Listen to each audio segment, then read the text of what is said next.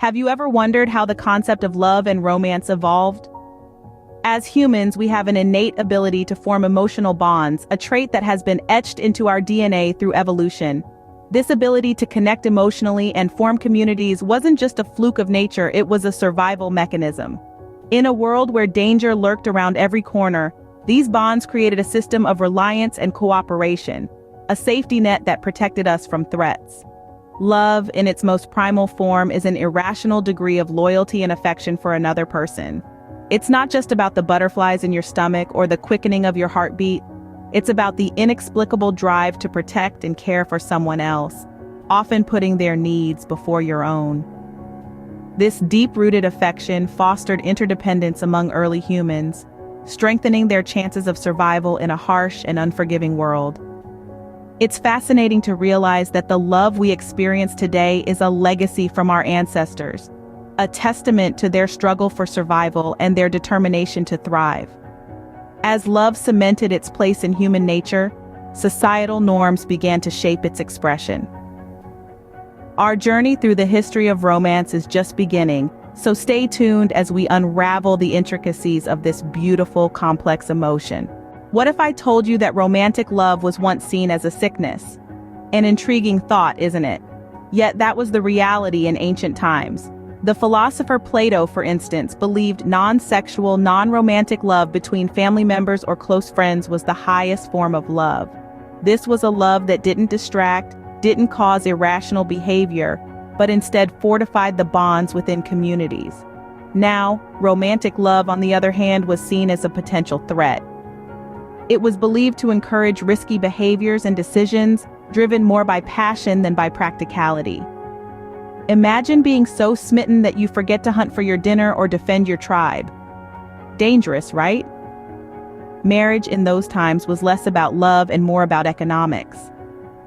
Families arranged unions to consolidate wealth, power, or to form strategic alliances. Love, the emotion that we now consider the cornerstone of marriage, was relegated to mistresses and casual relationships. It was seen as something volatile, something that could disrupt the social order. But as societies evolved, so did our understanding of love. The Industrial Age and Enlightenment brought about a significant shift in the perception of love. As society evolved, so did our understanding of this profound emotion. The rigid societal norms began to crumble under the weight of a powerful idea: the importance of individual happiness. Love was no longer seen as a mere afterthought in a relationship, but rather the cornerstone upon which a union was built. As the smokestacks rose and the printing presses roared, a new narrative began to take shape. The concept of happily ever after was no longer confined to fairy tales. It became a tangible goal, a beacon of hope for many. It was a radical departure from the past, when marriages were often arranged for economic reasons. Yet this shift was not without its share of critics. Romantic love, once seen as a potential threat, a sickness even, was now being celebrated. The 19th century witnessed the emergence of marrying for love. This was a revolutionary idea, a radical departure from the past. It was a love revolution that reshaped society's understanding of relationships. Yet, as we shall see, this was not the end of the journey. The narrative of love was about to take another turn. How has the 20th century, with all its advancements, reshaped our understanding of love? As we journey into the modern era, it becomes evident that the landscape of love has undergone significant transformation. In the 20th century, we find businesses tapping into the potent emotions of love, turning it into a marketable commodity.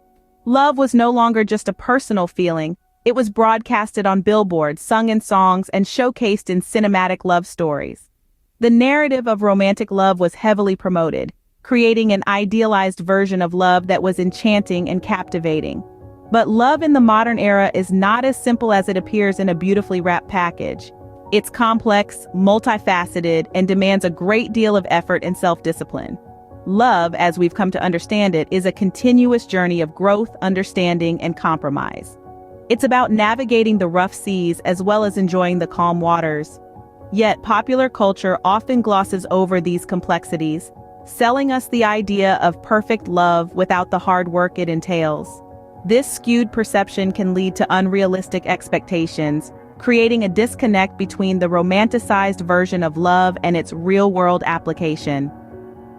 So, we see that love, as we know it today, is a product of evolution, societal shifts, and even commercial influences. Let's take a moment to reflect on this journey through the history of romance. We began with the dawn of emotional bonding, a survival mechanism that propelled us to form communities and rely on one another.